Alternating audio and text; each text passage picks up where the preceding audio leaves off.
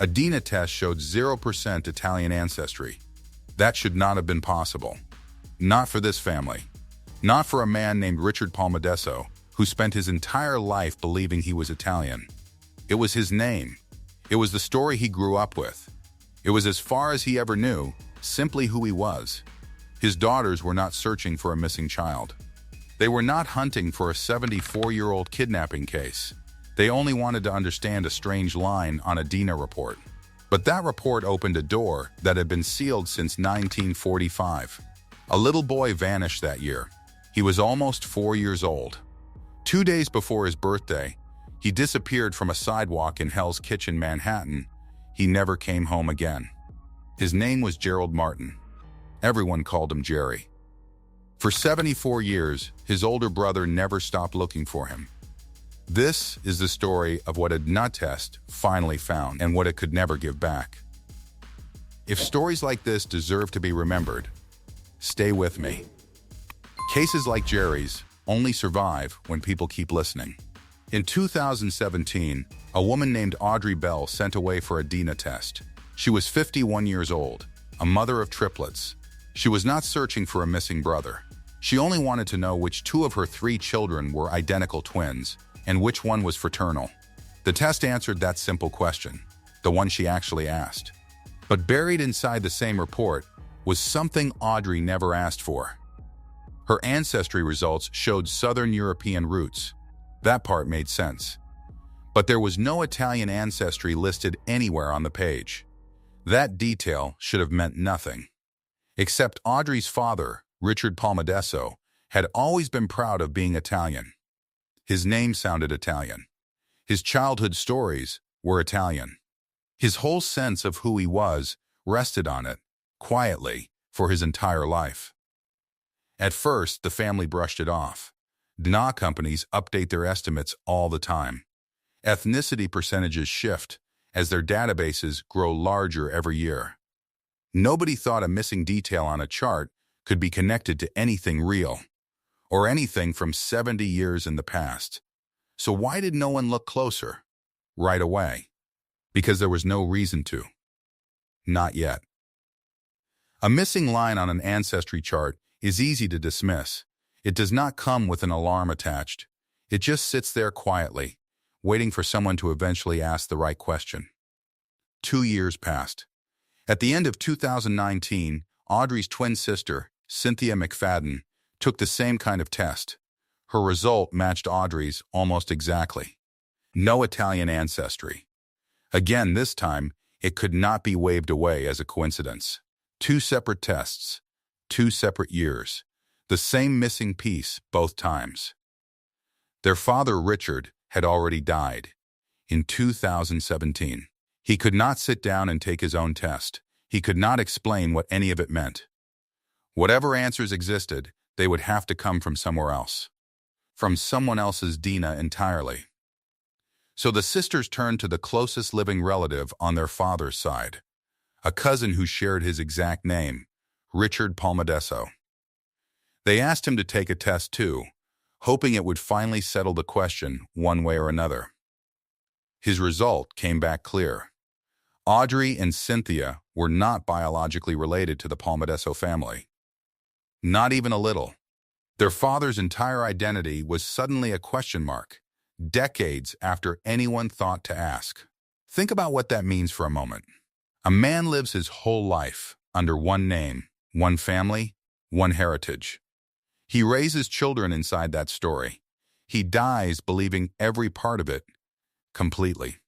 And only after he is gone, his own daughters discover that the foundation of who he was may never have been true at all. By 2019, home DNA testing had become almost ordinary. Millions of people were spitting into small plastic tubes every year, mostly out of curiosity, mostly expecting nothing more than a colorful pie chart of ancestry percentages. Very few of them expected to uncover a decades-old missing person case sitting quietly inside their own family tree. Audrey and Cynthia were not different from anyone else who tried it. They were not amateur detectives. They were not genealogists. They were 2 sisters trying to make sense of a small, strange detail that refused to add up, one missing percentage at a time. Here is how the science behind this actually works, in the simplest terms possible. A DNA test cannot tell you a name. It cannot tell you a story. What it can do is compare small pieces of your genetic code to other people who have also taken the same test. If enough of those pieces match, the company can estimate how closely you are related. A parent and child share about 50%. A full sibling usually shares somewhere close to that too. An uncle, an aunt, or a grandparent usually shares somewhere closer to 25%. That is the kind of math that pointed toward Tom Martin. Cynthia had opted into a feature on the testing site that connects users with unknown relatives who share enough DNA to matter. Most people who turn that feature on are hoping to find a distant cousin, or maybe a great aunt they never knew existed. Something pleasant, something small. What came back was something else entirely. A name appeared. Tom Martin, 79 years old, living in Florida. The match was strong, around 22% shared DNA. That percentage sits close enough to suggest an uncle, or possibly a grandparent. Audrey turned the same feature on for herself. Tom appeared in her results too, confirming it was not some strange error in one single account. At first, the sisters wondered if Tom could be their grandfather. But the math did not quite work. The age gap between the generations was wrong for that kind of relationship. The more likely answer was simpler and far stranger. Their father may have had a brother he never knew existed. A brother who was, at that very moment, still alive, still living in Florida, and still quietly hoping that somewhere, somehow, his little brother's family might one day come looking for him too. Nobody in the Palmadesso family had ever mentioned an uncle named Tom Martin. There was no old photograph tucked away, no half-remembered story passed down at holidays. As far as Audrey and Cynthia knew, this man was a complete stranger. And yet, the DNA said otherwise, clearly and repeatedly. When Audrey and Cynthia finally worked up the nerve to reach out to Tom Martin, what they learned changed the entire shape of the story. Tom had not taken a DNA test out of casual curiosity about his family tree. He had taken it because he was still searching. Still searching at 79 years old for a younger brother who had vanished when Tom himself was only 6. Tom told them what happened on July 9th, 1945.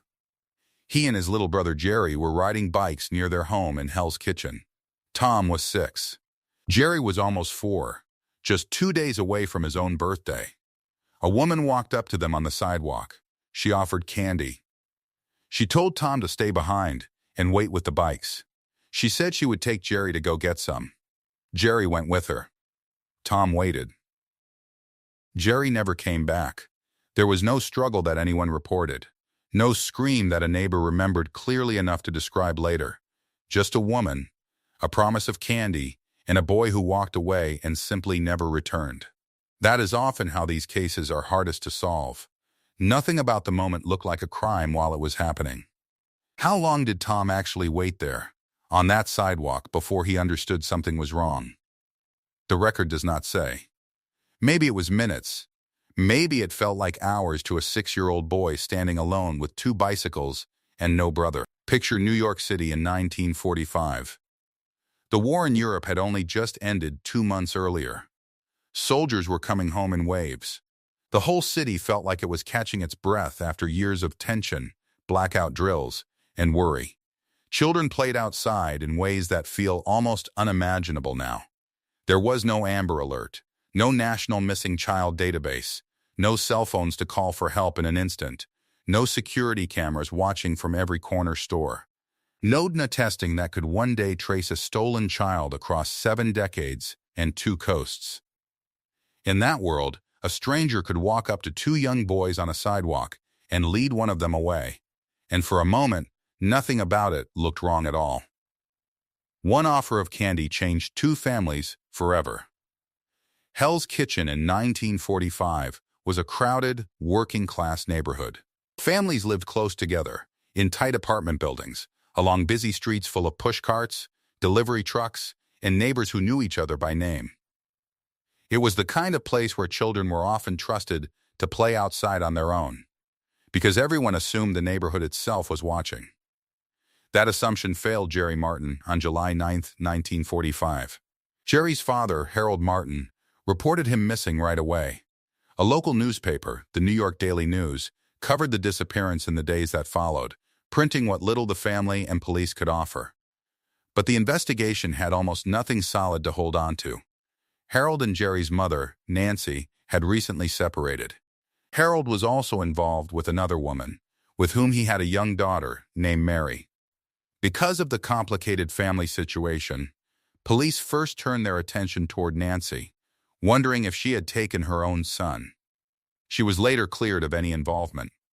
Think about what that meant for the investigation. While police spent time questioning a grieving mother, whoever actually took Jerry from that sidewalk was walking further and further away with every single day that passed. But by the time that happened, precious time had already slipped away. Time that might have mattered while a trail was still fresh, while a stranger's face might still have been remembered clearly by someone nearby. There was no strong suspect, no useful description that led anywhere, no ransom note demanding money, no system built to spread a missing child's name and face beyond the few blocks where he vanished. The case went cold almost as quickly as it had opened. How does a 4-year-old disappear from a city sidewalk and simply stay missing for the rest of recorded history? In 1945, there was no real answer to that question. There was only silence, and a family left to search almost entirely on their own, with almost nothing to work with. Harold never stopped checking with police. Year after year, he asked if there was any news, any lead, any reason at all to hope. According to Mary, Harold believed until the very day he died that his son was still alive somewhere out there, waiting to be found. Tom carried that same hope quietly for the rest of his life. He was 6 years old when he watched a stranger lead his little brother away by the hand. That single afternoon never fully left him. He grew up. He built a life. He grew old. And somewhere underneath all of it, some part of him stayed the boy left standing alone on the sidewalk with 2 bikes and no brother beside him. What do you carry for 74 years without ever letting it go? For Tom, it was one afternoon in July, and a name he never stopped saying out loud to himself. There is no record of how many times Harold or Tom called the police station over the years, asking if anything new had come in. There is no record of how many birthdays passed quietly, with no cake, no candles, and no boy to celebrate. Some parts of grief simply do not make it into official files. They live only inside the people who carry them. By the time DNA testing became available to ordinary families, Harold had already been gone for years. He never lived to see a computer screen connect 2 strangers by a shared percentage of genetic code. Only Tom lived long enough to witness what modern technology could finally do. Technology that did not exist in any form when his brother disappeared. Now turn to the man Audrey and Cynthia knew as their father, Richard Rocco Palmadesso. He grew up believing Isabel and Angelo Palmadesso were his biological parents. According to his birth certificate, he was born on May 31st, 1943, in Staten Island. But that date created a serious problem for the theory forming around him decades later. If Richard was truly Jerry Martin, he would have been almost 4 years old in July of 1945. His birth certificate, though, made him only about 2 years old at that same moment, nearly a 2-year gap that no one could easily explain away. The numbers simply did not line up. Birth certificates from the 1940s were not always tightly monitored the way official documents are today. Hospitals, midwives, and local clerks handled much of the paperwork by hand. Mistakes happened. So did, in rarer cases, quiet arrangements that were never meant to be questioned decades later. This is the point in the story where nothing can be stated as fully proven. The sisters came to suspect that the birth certificate might not tell the complete truth, but they were never able to prove that in any official way. It remains an open question, not a settled fact, and it likely always will. Richard's daughters kept digging deeper into the Palmadesso family history, looking for anything that might explain the gap between the paperwork and the DNA. What they found only raised more questions than it answered. Isabel and Angelo had no other children together before Richard appeared in their lives. Isabel was already in her 40s by then. She had older daughters from an earlier relationship, but no younger child of her own with Angelo before this point. Angelo, meanwhile, had been serving overseas in World War II for about 2 years. He was expected to return home to Staten Island in September of 1945. Jerry disappeared in July of that same year. Angelo came home 2 months later, in September. The timing was hard to ignore. Did Isabel feel some pressure to present her returning husband with a young son? Is that even something that could have been quietly arranged in a busy, crowded city in the summer of 1945? These remain only questions. They were never answered in any courtroom. No one was ever charged with anything. No official record confirms exactly what happened inside that household in the late summer of 1945. Anyone who might have known the full truth is long gone now, and took whatever they knew with them. There was another explanation passed down inside the Palmadesso family itself, more like a piece of quiet family folklore than any documented fact. According to that story, Richard's childhood nanny, a woman named Helen Horgan, was believed by some relatives to actually be his biological mother. The family version claimed Helen could not raise a child on her own, so the Palmadessos took him in and raised him as their son instead. Richard stayed close to Helen for the rest of his life. Later on, she even lived inside his own household, alongside his wife and his daughters, for years at a time. It is a warm story. It is also one that Dina quietly pushed aside. For years, that story likely felt like more than enough of an answer inside the family. It explained the closeness between Richard and Helen. It explained why a nanny stayed connected to a child long after he grew up. Nobody had a reason to question it, because nobody had the tools yet to test it against anything harder than memory. Audrey and Cynthia were a strong match to Tom Martin. They were not related to the Palmadesso family at all, cousin included. Two competing family explanations existed side by side for decades, each one believed by different relatives. Only one of them lined up with the science, once someone finally thought to check. There is more to Richard's story that makes the mystery feel even heavier. When Richard was only 12 years old, Isabel Palmadesso died. He was sent to live with his uncle, Giacomo, known in the family as Jack, who was Angelo's brother. Richard stayed with his uncle's family until he finished high school. After that, he barely kept in touch with the Palmadesso side of the family at all. His daughters later said there always seemed to be some kind of quiet disconnect between their father and the family he grew up in, even though no one could ever fully explain why, including Richard himself. When Richard was 27, Angelo Palmadesso died too. Looking back now, that distance takes on a different weight. Was it simply the ordinary drifting of a young man growing older and building his own life? Or was some part of Richard always quietly sensing that something about his family story did not fully fit together? No one can answer that today. Richard is gone, and he never knew to ask the question himself, while he still could. His daughters have described him, looking back, as a man who rarely spoke about his childhood in detail. He carried the Palmadesso name proudly in public, but privately, according to his family, something about his early years always felt slightly out of reach, even to the people closest to him. At the time, no one thought much of it. Plenty of people are quiet about difficult childhoods. It is only now, with Dina sitting on the table, that those small silences look like something else entirely. Cynthia asked her brother-in-law, who worked in law enforcement, to try to track down the original 1945 police file on Jerry's disappearance. He searched. He came back with nothing. The family was eventually told the file may have been destroyed years earlier in a fire at the police precinct where it had once been stored. One of the most important records in this entire case may no longer exist anywhere in the world, in any drawer, in any archive. A single newspaper article became one of the only surviving pieces of documentation from the day Jerry disappeared. Think about everything that article did not include. It did not include witness names. It did not include a full description of the woman who took Jerry. It did not include follow-up notes from later years, because there likely were none worth printing.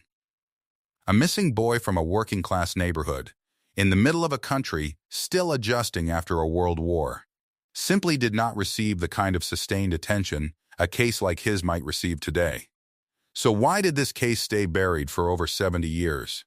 Partly because the world in 1945 simply had no tools to solve it, and partly because, by the time better tools finally existed, the paper trail that might have helped had already turned to ash decades earlier, long before anyone thought to look for it again.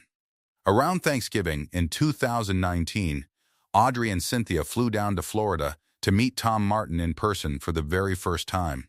They brought photographs of their father Richard, spanning his whole life, from childhood through old age. Tom looked through the pictures slowly, one at a time. He saw the resemblance almost immediately. Something in the shape of the face. Something familiar he could not fully put into words, but recognized all the same. As they talked, smaller details began to surface too. Personal things. Human things far removed from DNA percentages and match reports. Tom and Richard had both loved old movies. Both had loved acting. Both, strangely and specifically, had loved coconut cake. Cynthia mentioned that her father had always dreamed of being an actor, even though life never quite took him there. Tom lit up when he heard that.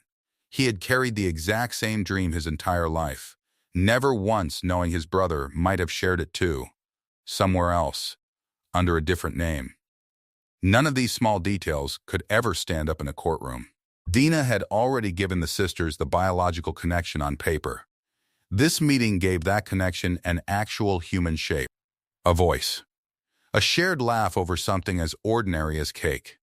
For Tom, sitting across from two women who carried his brother's face in old photographs must have felt like meeting a ghost that had somehow grown up, married, and built a whole life somewhere else. He could not ask Jerry the questions he had carried since he was 6 years old, but he could ask Jerry's daughters, and in some small way, that had to be enough.